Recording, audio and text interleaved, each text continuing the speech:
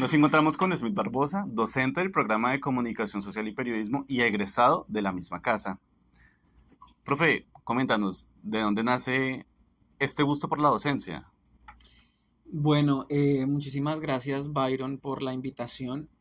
¿De dónde nace? Yo soy normalista, es decir, soy hijo de la normal, estudié todo mi proceso de primaria y bachillerato en la normal. Entonces, como bien se sabe, la normal forma a docentes, forma a profesores. Cuando nosotros estábamos o cuando yo estaba en séptimo de bachillerato, ya la carga en materias que tenían que ver con pedagogía fueron incrementando. Nosotros, claro, veíamos matemáticas, veíamos sociales, como lo que ve o lo que se ve en cualquier otra institución, pero con más horas y más cargas en pedagogía.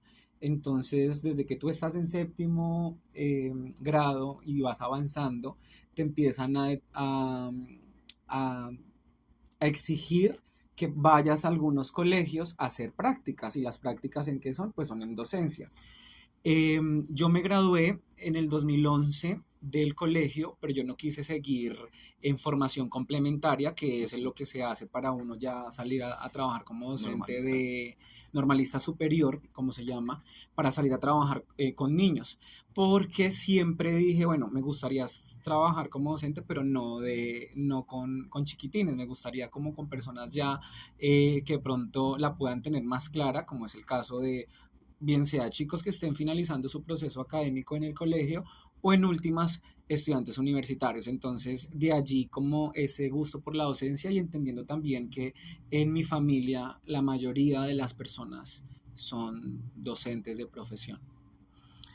Tenías claro el tema de la docencia, el gusto por la docencia, pero ¿cómo terminaste como comunicador social y periodista? ¿Era algo que siempre te llamó la atención o paulatinamente lo fuiste descubriendo?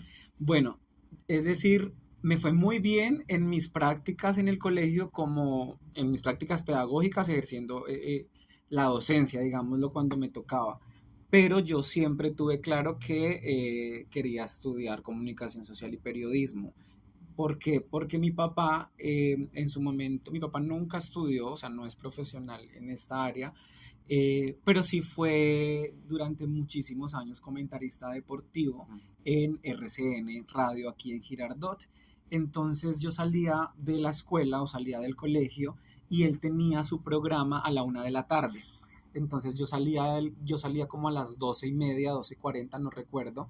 Entonces él me recogía, me acuerdo perfectamente, pero no tenía tiempo de llevarme a la casa para devolverse a RCN a hacer su programa de radio. Entonces lo que hacía era que me llevaba a la emisora y yo me acuerdo que me hacía como en una esquinita súper como relegado, pero apreciando todo, ¿no? Entonces yo me formé o me crié, crecí en una sala de radio, viendo cómo mi papá hacía sus comentarios a partir del ejercicio deportivo, porque es alguien que ama el fútbol puntualmente, que conoce mucho de este tema, pero también me daba cuenta de como de esas habilidades en cuestiones de expresión que me llamaba la atención. Eso por un lado. Y lo otro, pues porque yo también quise estudiar en algún momento actuación. De por sí soy un actor frustrado, siempre lo he dicho, siempre que tengo la posibilidad lo digo. No descarto la posibilidad que en algún momento se puedan dar las cosas, aunque siento que cada vez que pasa el tiempo, como que esa parte disminuye, ese querer ser disminuye, pues porque ya me siento más cómodo con lo que soy en mi profesión. Entonces así fue como salí del colegio y dije, quiero estudiar comunicación social y periodismo. ¿En qué momento empieza ese gusto por el trabajo en comunidad? Porque tengo entendido que la tesis tuya fue un trabajo netamente con comunidad, tu experiencia laboral también consta Sí. de trabajo con comunidad. ¿En qué momento en todo este proceso de la carrera empieza a llamarte la atención el trabajo con comunidad? Bueno, yo entré al semillero de investigación Asoplicor, Asociación para la Promoción Integral de Comunidades Rurales, cuando estaba en quinto semestre. Y en ese momento siempre digo yo que Uniminuto desde el área de investigación estaba en sus vacas gordas. Entonces, a cuánto evento nos invitaban, yo iba. Y eventos nacionales, eventos internacionales, locales. Entonces, en una oportunidad, bueno, ya quinto semestre, sexto, séptimo, en séptimo ya en la opción de grado, que dura un año, la profe Magnolia de Trabajo Social nos dice, le dice o sea, nos manda el mensaje a través de la profe Mariana, nos dice, no, es que hay la posibilidad de hacer un proceso de investigación con una comunidad en Alto Palmar, la vereda Alto Palmar, en Biotá, Cundinamarca. Allá ya ha estudiado el rol de la mujer, se ha estudiado las narrativas, pero nunca se ha hecho un proceso vinculado a la comunicación como tal, ¿sí? Y qué bueno sería que ustedes pudiesen aterrizarlo a través de un documental. Entonces, en ese momento la profe Mariana nos vendió la idea, nos dijo, esto es algo muy serio porque con las comunidades, pues lo que ya todos nosotros sabemos, ¿no? No se pueden manipular, si tú haces algo serio, si empiezas un proceso con la comunidad, lo tienes que llevar a feliz término. Y nosotros dijimos, listo, hagámosle. La, Se hizo como que el documento, planteamos y plasmamos el anteproyecto, nos lo aprobaron sin nosotros haber ido al territorio, ¿sí? Simplemente como con lo que nos habían contado, lo que habíamos podido ver, pues el tema del conflicto armado, que no necesariamente tú tienes que ir a una comunidad para saber de qué trata, pero entonces sí es importante hacerlo. Nos lo aprobaron y cuando se dio la posibilidad de ir, nuestro primer encuentro, nuestro primer acercamiento con la comunidad para hacer el primer grupo focal, y se supone que iba a ir la profe Magnolia, unas chicas del semillero de ella que ya conocían a la comunidad y la profe Mariana como líder de nuestro semillero. Éramos 3 personas. Por cosas de la vida, por cosas de Dios, nadie pudo ir esa vez. Estaba lloviendo muchísimo y en Biotá eso se pone terrible. Entonces las chicas que nos iban a acompañar del semillero de la profe Magnolia no pudieron ir porque se desbordó una quebrada, la profe Magnolia no pudo ir por X cosa y Mariana igual. Llegamos allá solamente los 3, totalmente ajenos al territorio, desconociendo todo, preguntando, eh, y cogimos algo que se llama la línea, que en realidad es un jeep, que es el único medio de transporte que te sube a la vereda. Biotá es geoestratégica porque pues tiene los 3 pisos térmicos, entonces nosotros íbamos para una parte bien densa en cuestiones de clima. Entonces nos fuimos y eso de tú empezar a ver cómo en la medida que íbamos subiendo, porque eran como 2 horas hacia arriba, abismos por un lado, abismos por el otro, muy cerca, Biotá no está lejos de Girardot, pero igual nosotros estamos en una burbuja, ¿sí? Desconocemos que hay una realidad allí a la vuelta de la esquina, a unos cuantos kilómetros. De allí en adelante, yo siento que desde mi perspectiva, hablando de Smith Barbosa, en el ejercicio de la profesión, no va a haber una manera más adecuada de yo poderme sentir pleno al ejercer, insisto, mi profesión, que teniendo ese contacto con la comunidad. Hay algo que destaco y es que no hay nada que te haga sentir más pleno que el trabajo con comunidad, ¿cierto? En ese sentido, autores célebres como fue Lasserfield, como fue McLuhan, como ha sido Jesús Martín Barbero, enfocan el tema del trabajo en comunidad y el deber ser del comunicador social y periodista con comunidad. Para Smith Barbosa, no como docente, sino como profesional y como persona, ¿cuál es ese deber ser del comunicador social y periodista en la sociedad? Bueno, yo creo que, y esto va a sonar a frase de cajón porque en un estudiante de comunicación social y periodismo creo que escucha esto desde que llega a primer semestre, y es contrastar la información y ser muy veraz con lo que tú estás transmitiendo. ¿Por qué lo digo? No para sumarme a todas esas personas que han dicho esto, sino porque te decía ahorita, hicimos un anteproyecto en donde dentro de las categorías de análisis plasmamos un análisis de medios. Ujú. Y cuando nosotros hicimos el anteproyecto antes de ir a territorio, buscamos en el 2003, que fue donde sucedió el tema del desplazamiento, del cual se sustentó el documental de nuestro trabajo de grado con la vereda Alto Palmar, los medios de comunicación compartieron una información que no era. Como nosotros no habíamos ido al territorio, pues nos comimos el cuento. O bueno, no es que no nos hayamos comido el cuento, simplemente plasmamos lo que estaba ahí. Llegamos al territorio a hacer las entrevistas, a hacer este mapeo andante, ¿no? Esta cartografía social, de identificar cuáles eran esos puntos claves que detonaron sus realidades, las realidades de ese momento. Y, oh sorpresa, que todo era totalmente diferente a lo que a lo que plasmaba. el tiempo, el espectador, puntualmente, fueron estos medios los que analizamos, pues vendieron.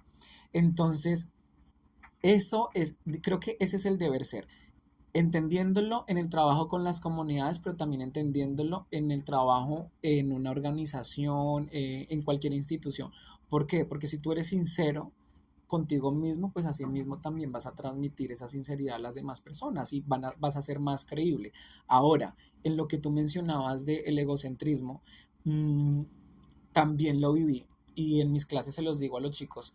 No, no sé por qué, o quizás sí lo sé, el problema es que no lo pongo sobre la mesa, pero todas las personas que estudiamos en algún momento comunicación social y periodismo, llegamos a sentirnos superiores a los demás seres humanos, por la simple razón de que podemos hacer un análisis crítico. El cuarto poder, a fin de Somos el cuentas. cuarto poder y nos afianzamos de Sí, eso, que está bien. Diría Oscar Mario, no somos el cuarto, somos el el primer primer poder. poder. Pero entonces nos creemos el cuento, entonces porque yo puedo escribir, porque yo tengo en mi narrativa ciertos conceptos que otras personas no. El problema es cuando tú te gradúas y sigues con esa prepotencia, con esa intransigencia y te das cuenta que la realidad es otra. ¿Qué viene o qué propósito falta todavía por cumplir? Porque a tan corta edad has tenido varios logros cumplidos. ¿Qué falta para finalizar con Smith Barbosa en su vida? Bueno, yo quiero llegar a, o sea, quiero que el final de mis días esté en medio de las comunidades. Para mí siempre ha sido un sueño poder trabajar con el Centro Nacional de Memoria Histórica. Es como mi norte, a donde yo quiero llegar en algún momento. He tocado puertas, sí, no se ha dado la posibilidad, pero pues entiendo que antes de eso tengo que vivir otras cosas. ¿Y por qué lo digo? Porque siento que allí podría enseñar, pero también investigar, también escribir, también hacer entrevistas, que es Ser lo que me parte de la gusta, historia. ser parte de la historia, escuchar, contribuir a las personas que quieran exteriorizar algo en su momento. Entonces, ¿qué hace falta? Bueno, seguir estudiando mucho, quiero pues hacer maestrías, quiero terminar en algún momento un doctorado. Eh, y yo soy un partidario, Byron, de que sí, o sea, quiero transmitir el conocimiento poco, mucho, dependiendo de cómo lo quieran ver las personas que están a mi alrededor, a esa gente que está en mi entorno, que está a mi alrededor. Entonces, uno, en la parte académica, seguir creciendo, seguir formándome, pero seguir entonces también reconociéndome como un ser humano vulnerable y que está en constante aprendizaje. Y como persona, también hace falta mucho seguir aprendiendo, seguir escuchando, y saber que por mucho que tú en algún momento tengas el punto de vista adecuado de una situación, pues es necesario escuchar la otra parte. Esto me decían en algún momento, profe, se va a quedar toda la, o sea, usted está joven y todavía le falta más, o sea, más años para que pueda desarrollar su profesión. Va a quedarse como profesor universitario. Entonces yo decía, no, definitivamente no. Estoy viviendo la experiencia y la vivo a diario. Es decir, hoy estoy acá, este semestre estoy acá, el otro semestre no sé qué me depare. El futuro ya por lo menos tengo cierta experiencia, pero lo que tengo claro es que si voy a estar trabajando en un lugar en donde me van a cohibir, no de manera negativa, ese vínculo con una comunidad, con la sociedad, es decir, yo ponerme unas botas e ir a documentar ciertas cosas, pues siento que yo no voy a estar preparado para sentarme solamente, estar en un escritorio y cumplir un horario, definitivamente. Eso sí lo tengo claro. Y siempre en mis trabajos he tenido también otra cosa como precepto de vida y es que yo nunca he tenido reparo en decir hasta aquí estoy. O sea, hasta hoy voy en este trabajo. Muchísimas gracias porque algo que sí siempre he sido es agradecido con Dios y con las personas que me han ofrecido oportunidades en la vida. Pero también soy consciente que no voy a vender mis principios. No, en este momento de mi vida y hasta ahora no los he vendido. y he tenido que decir en algún momento, uy, hasta aquí voy, gracias, pero los intereses de ustedes como empresa, como institución, no se alinean a los que yo tengo, entonces prefiero hacerme a un lado y sumarlo como una experiencia más a mi vida.